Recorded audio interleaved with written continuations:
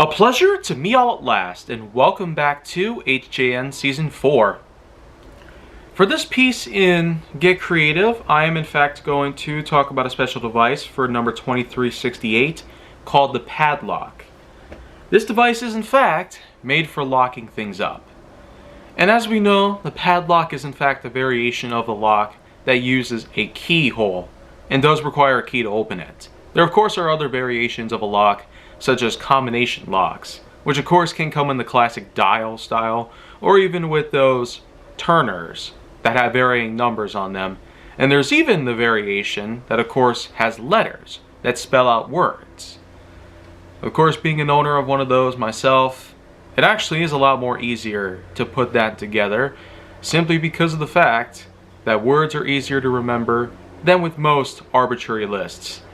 Groups of numbers don't seem as easy to remember most of the time, so that's why most of us will settle on word locks. And you know what?